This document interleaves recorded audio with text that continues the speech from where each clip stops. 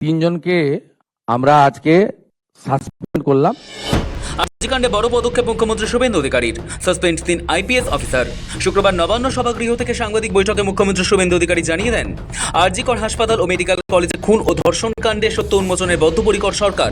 সেই অনুযায়ী তদন্তের স্বার্থে কলকাতার প্রাক্তন নগরপাল বিনীত গোয়েল, তৎকালীন ডিসি সেন্ট্রাল ইন্দিরা মুখোপাধ্যায় এবং সেই সময়কার ডিসি নর্থ অভিষেক গুপ্তাকে সাসপেন্ড করা হলো।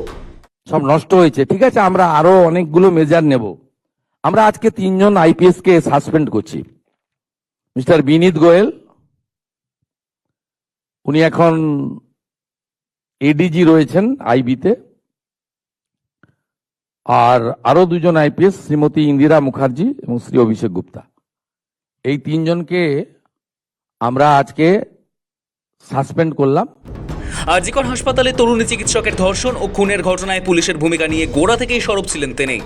এবার রাজ্যের প্রশাসনিক প্রধান হিসেবে সেই বিচার প্রক্রিয়াকে ত্বরান্বিত করতে নজিরবিহীন পদক্ষেপ করলেন মুখ্যমন্ত্রী শুভেন্দু অধিকারী। শুক্রবার নবান্ন থেকে 3 হেভিওয়েট আইপিএস অফিসারের সাসপেনশনের কথা ঘোষণা করেন তিনি।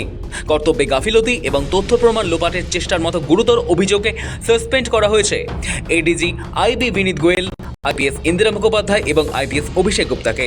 মুখ্যমন্ত্রী স্পষ্ট জানিয়ে দেন, আরজি করের ঘটনায় পুলিশের মিস হ্যান্ডলিং এর তদন্তকে ভুল পথে চালিত করার যে অভিযোগ উঠেছিল তার বিরুদ্ধে এই ব্যবস্থা। শুভেন্দুর অভিযোগ, খুনের ঘটনার পর প্রাথমিক তদন্তে স্বচ্ছতার অভাব ছিল। মৃতার পরিবারকে বেআইনিভাবে অর্থ দেওয়ার প্রস্তাব দেওয়ার অভিযোগ উঠেছে। অন্যায় করলে কাউকেই রেয়াত করা হবে না। হচ্ছে ওই সময় যে ইনসিডেন্ট ঘটেছিল তাকে মিসহ্যান্ডলিং করা, প্রপারলি এফআইআর ইনভেস্টিগেশন ইনিশিয়ালি যে পার্টটা পুলিশের করা উচিত ছিল অ্যাজ এ ডিসিপ্লিন অর্গানাইজেশন, সেই বিষয়গুলো দেখা। আমরা কিন্তু মূল ইনভেস্টিগেশন পার্টে যাচ্ছি না, কারণ ওটা সিবিআই করছে এবং কোর্টে পেন্ডিং রয়েছে। আমরা শুধুমাত্র আমাদের সরকারের যে লোকরা ছিল, specially the senior police officers, the then Kolkata পুলিশের যারা ছিলেন সিপি এবং including all,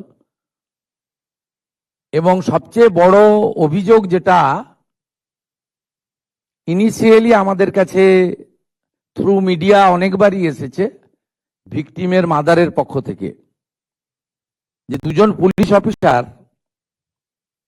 on behalf of the state government টাকা দিতে চেয়েছিলেন। এটা তদন্ত করতে হবে যে অ্যালিগেশন কতটা, কিন্তু ইনিশিয়ালি আমরা মনে করি এই তদন্তগুলো করতে গেলে যাদের বিরুদ্ধে অভিযোগ পুলিশ আধিকারিক তাদেরকে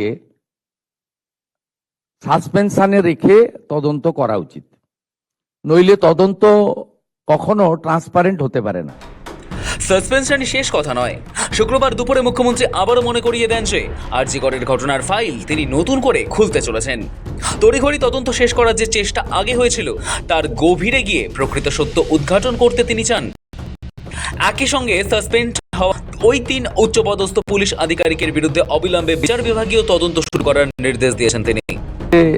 সিএস এর গাইডেন্সে HS as per the rules যা আছে ক্যাডার রুল, সেটা মেনে ডিপার্টমেন্টাল ইনকোয়ারি এবং প্রসিডিংস স্টার্ট করবে।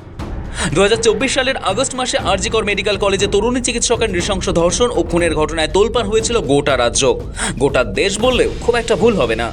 সেই উত্তাল সময়ে কলকাতার আইন শৃঙ্খলার দায়িত্বে থাকা 3 আইপিএস আধিকারিকের ভূমিকা নিয়ে বিভিন্ন মহলে প্রশ্ন ওঠে, যা শেষ পর্যন্ত তাদের দায়িত্ব থেকে অপসারণের পথে নিয়ে যায়। বিনীত গোয়েল। আরজি কর কাণ্ডের সময় কলকাতা পুলিশের কমিশনার ছিলেন বিনীত গোয়েল। ঘটনার তদন্ত প্রক্রিয়া এবং পুলিশের ভূমিকা নিয়ে জুনিয়র চিকিৎসকদের মধ্যে তীব্র হয়। বিচার এবং তদন্তের স্বচ্ছতার দাবিতে রাজপথে নামেন হাজার হাজার মানুষ। আন্দোলনের অন্যতম প্রধান দাবি ছিল বিনীত গোয়েলের পদত্যাগ। শেষ পর্যন্ত জুনিয়র চিকিৎসকদের দীর্ঘ আন্দোলনের চাপে 2024 সেপ্টেম্বরে তৎকালীন মুখ্যমন্ত্রী মমতা বন্দ্যোপাধ্যায় তাকে লালবাজারের শীর্ষ পদ থেকে সরিয়ে দেন। বিনীতকে তখন এসটিএফ এর এডিজি ও আইজিপি পদে বদলি করা হয়েছিল। অভিষেক গুপ্তা। আরজি কর মেডিকেল কলেজ এলাকাটি কলকাতা পুলিশের নর্থ ডিভিশনের অন্তর্গত ছিল। সেই সময় সেখানকার ডিসি পদে দায়িত্বরত ছিলেন অভিষেক গুপ্তা। ঘটনার প্রাথমিক পর্যায়ে তদন্তে চরম গাফিলতি এবং তথ্য প্রমাণ সংরক্ষণে খামতির অভিযোগ ওঠে তার বিরুদ্ধে। চিকিৎসকদের প্রবল অসন্তোষ এবং প্রশাসনিক চাপে সেই সময় তাকেও ডিসি নর্থ পদ থেকে সরিয়ে দেওয়া হয়েছিল। ইন্দিরা মুখোপাধ্যায়। তদন্ত চলাকালীন কলকাতা পুলিশের ডিসি সেন্ট্রাল ছিলেন আইপিএস ইন্দিরা মুখোপাধ্যায়। আরজিকর কাণ্ড পরবর্তী জটিল পরিস্থিতিতে পুলিশ প্রশাসনের পক্ষ থেকে সংবাদ মাধ্যমের সামনে বারবার দেখা যায় তাকে। এক প্রকার কলকাতা পুলিশের প্রধান মুখ হিসেবে আত্মপক্ষ সমর্থনে সরব হয়েছিলেন তিনি। তবে তদন্তের গতি প্রকৃতি নিয়ে তার দেওয়া বিভিন্ন বয়ান সেই সময় রাজনৈতিক ও সামাজিক স্তরে ব্যাপক বিতর্কের সৃষ্টি করেছিল। সব মিলিয়ে 2024-এর সেই অভিশপ্ত ঘটনার রেস ধরেই শুক্রবার বর্তমান সরকার এই 3 আধিকারিকের বিরুদ্ধে চরম প্রশাসনিক পদক্ষেপ গ্রহণ করলো। গত জামানায় কেবল পদ বদল হলেও নতুন জামানায় সরাসরি সাসপেনশন এবং বিচার বিভাগীয় তদন্তের মুখে পড়তে হলো বিনীত, ইন্দিরা, অভিষেককে। শফিক চ্যানেলের রিপোর্ট, সময়, কলকাতা।